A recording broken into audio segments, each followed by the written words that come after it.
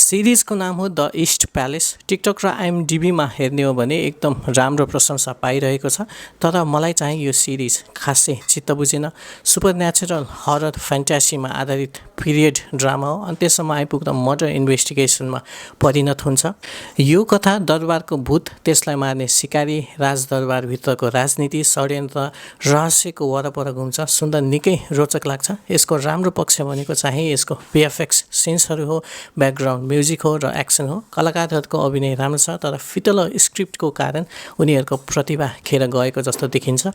धेरै राम्रो पक्षहरू हुँदै पनि एपिसोड 1 हेर्दा किङडम र द विचर जस्तो सिरिजहरूको झल्को आउँछ। केही ठाउँमा यसको दृश्यहरू हेर्दा स्ट्रेन्जर थिङ्ग्ससँग मिल्दोजुल्दो देखिन्छ, जसमा नयाँपन अलि कम लाग्छ।